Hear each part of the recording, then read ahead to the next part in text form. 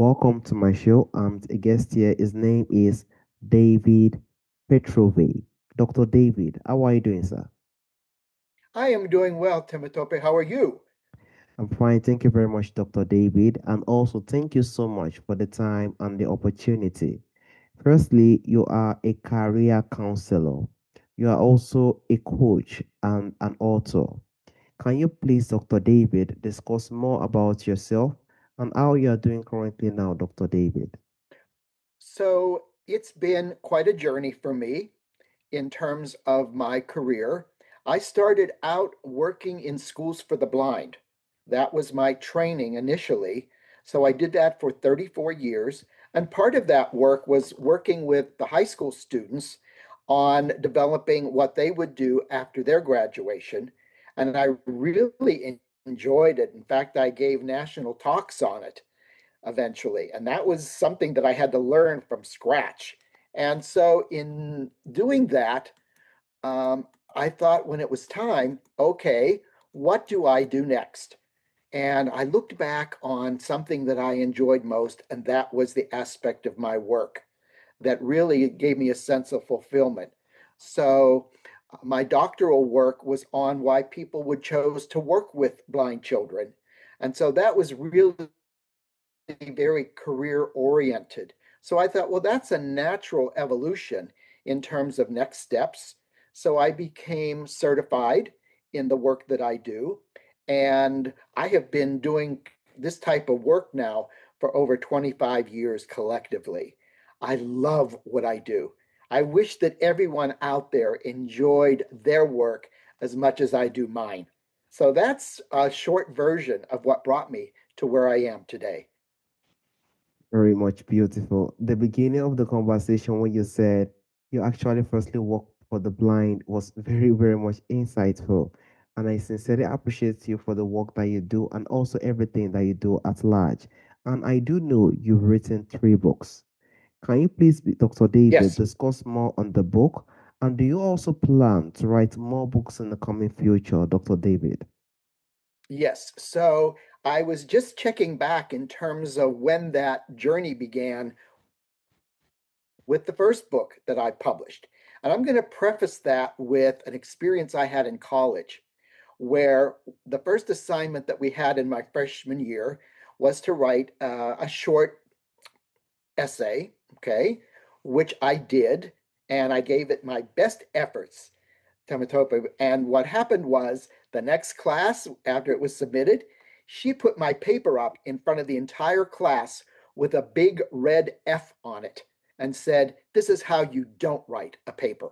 So you can imagine emotionally what that experience was like for me in terms of giving her the power to determine what my writing skills were.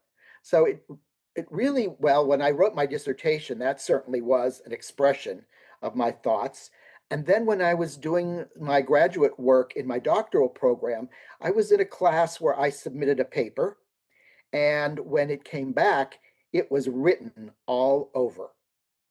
This time, it was nothing but positive statements. So, what a difference. And that's what motivated me to continue to write.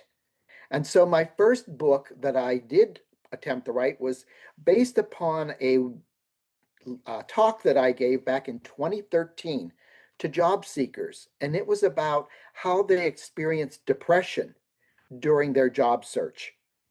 And after that, I thought there is so much information here that would be helpful to other job seekers. What do I want to do with this? I could continue to give workshops of a similar nature, or I could attempt to write a book. So I hired a writing coach and we worked on putting that book together. And the title of it is Out of Work, Not Out of Worth, Navigating the Emotional Side of Job Loss. And typically, what you'll see out there is how to write the perfect resume, how to ace the interview. It's all about that aspect of job seeking. I wanted to, dig into the weeds and find out what people go through emotionally at this time. And then not only just identify that, but talk about here are tools that you can use to strengthen each of the 5 areas that were identified. And so those areas were self confidence, commitment, acceptance, resilience, okay, and perseverance. And so each of those I further developed, and I find that they still apply today, 13 years later, with people. And then the other 2 books, one of them was a workbook that was based upon the first book.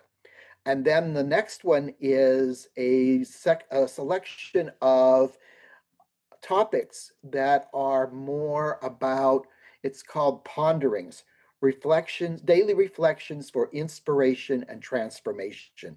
So it's really about the idea that if you feel stuck in what you're doing, if things are not going the way you would like, here are some simple journal entries that you can read and then respond to. So those are the first 3 books that are available on Amazon. And I'm in the process now of writing 2 more books. So those are related to people who are feeling stuck in their current situation. And we've identified 5 keys that they can use to unlock being stuck. And then there is a what I call an allegorical fiction. We took that idea of being stuck and made it a person who's on trial for crimes against humanity, for how people feeling stuck don't really live their full potential. So it's really been an exciting journey in terms of the writing. Again, based upon that experience I had as a freshman in college, never saw myself as an author. And look at where I am today. So that gives your audience hope Yeah. that don't go by what people have told you. It's only their opinion, and they're entitled to it. Does it make it correct? Not necessarily. Exactly. And you are now in the position whereby you've written 3 good books in regards to job searching, if I'm right, and also how one can actually, endure anxiety and depression in angle to job searching, and also the 2 other books as well, which is very much inspiring. I sincerely appreciate you for the great insight. I would like to drive to the point of listeners who feel discouraged by where life has taken them so far. How do you think they can begin to believe that their future is still something they can shape with intention and courage, Dr. David? So, this will be the focus of the books that we will publish. Okay. And the first piece of that is awareness. You need to be aware of how this is affecting you. Is this the way that I want to continue to live my life, or do I have other options? And then we move into, well, what's my current mindset around this? And I was just having a conversation with someone about this morning, and we were talking about whether or not people feel like they are what we refer to as masters of their fate or victims of circumstance. And if you're the master of your fate, then you feel more in control over what's occurring in your life. When you're a victim of circumstances, no matter what people would suggest to you, you'll always have a reason to discount that. And so people have to decide what they want in life. Some people are just tied to being a victim. That's the only pattern of life that they know. And I remember that early on in my life. Tematope was, which was, oh, look at what's happening to me. Okay. And then I would have people that I had just met for the first time say to me, you're your own worst enemy. And at that time, I didn't understand what they meant. Now I do. It was what we refer to as stinking thinking. I had lots of stinking thinking that needed to change. And I think one of the biggest influencers of that was when I had to acknowledge one of the demons in my life, which was my drinking. And my drinking was really coloring how I lived my life. And when I made a decision that that was no longer working for me, and I took active steps to change it, my whole life changed to where it is today.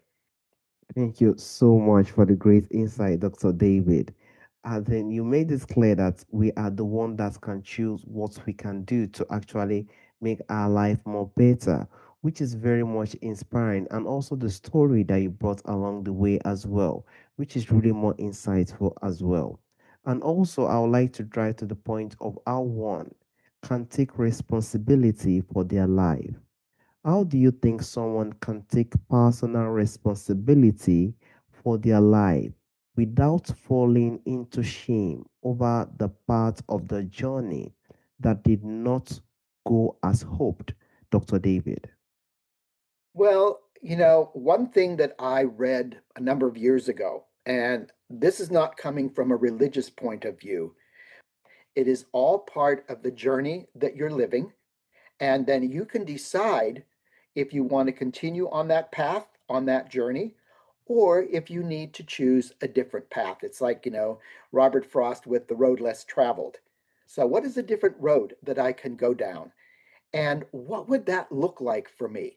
Looking at where my life is today and where I'd like it to go, how can I make small, even small changes to go in that direction? And one of the things I often do with my clients is if they're not sure exactly what they want to do, I said, I want you to write, first of all, what your ideal workday would look like and what your ideal life would look like.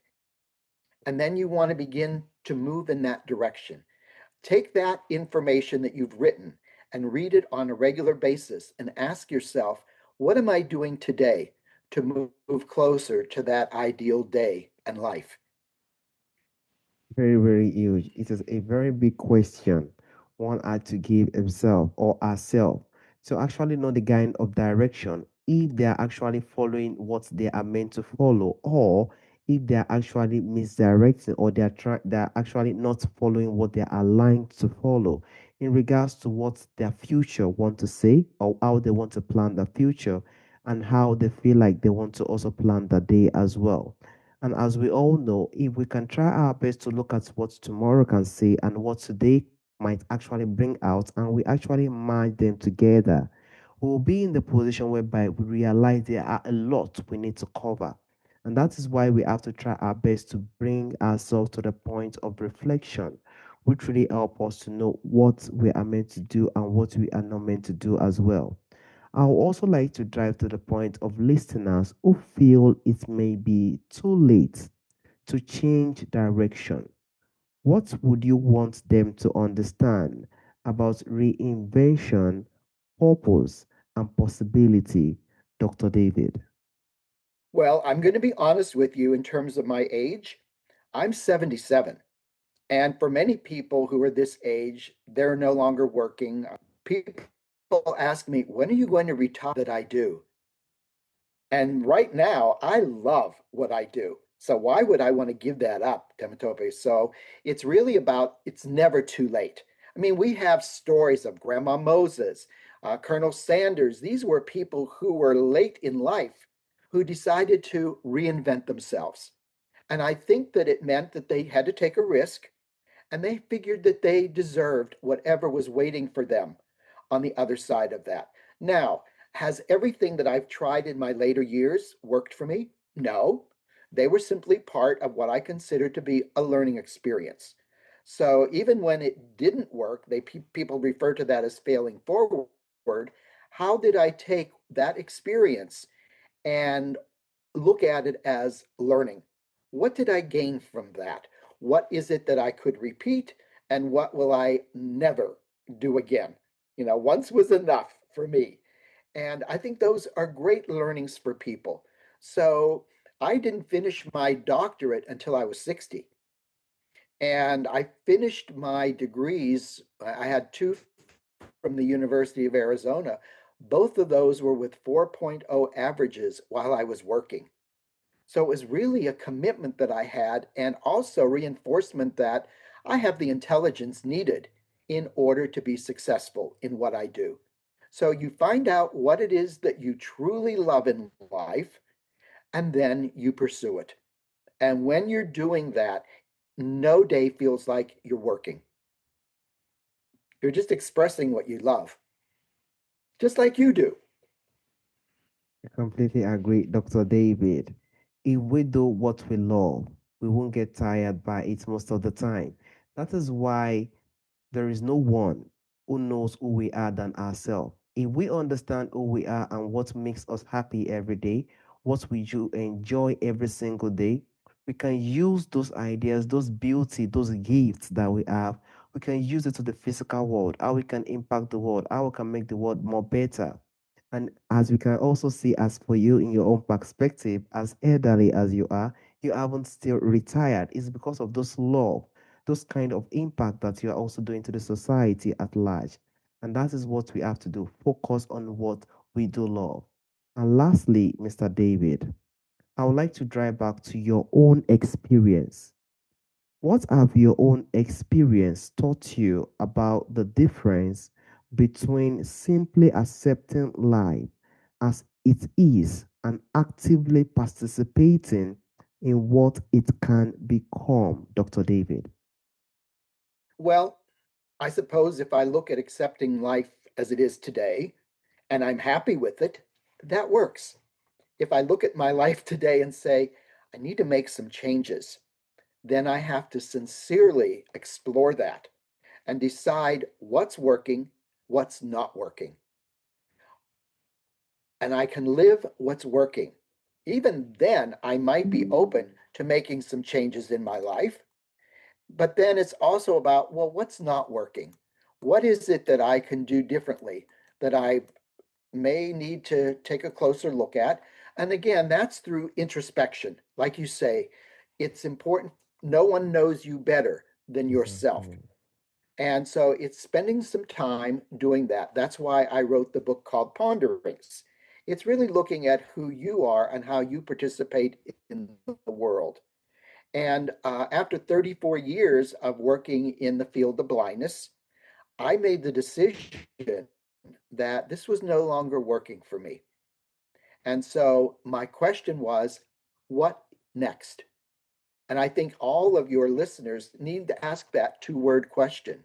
What next? Do I continue with what I'm doing, or do I need to make some changes? And I will tell you, one of the things that came up for me was in preparing for this is that people would say to me, after hearing my story as to where I am today, oh, I want the life you have now. And then I always respond with, that's fine. Are you willing to go through what I did to get here? Because if they know the whole story, it wasn't always attractive. They're only seeing the results of living the life that I've been describing in our podcast today. So it's never too late to make those changes. Now, when I bring up the idea of change to people, I said, well, you always have options and you also always have choices. So let's talk about what those are, and we'll go over them, and they'll say, well, I don't like that choice. I said, choices are not about whether you like them or not, they're simply choices. It's whether or not acting on them will make a positive difference in your life. That's all you need to look at. But I'm too scared. Well, one of the things that I find that most people have in their life that is a limiting belief is their self confidence. They don't believe enough in themselves that they can make these kinds of changes. So that's where you get your support group. You get people, you surround yourself with days that you don't believe in yourself, they're going to point out what a fantastic person you are. And you are deserving of the life that you've identified with that. What would my ideal life look like? Thank you so much, Mr. David. You actually you actually brought the beauty of our own perspective as humans, as individuals, and how we want our future to shape our life. If we can try our best to understand ourselves and ask ourselves the right question, and we do know the only way we can ask ourselves the right questions is through the help of self reflection.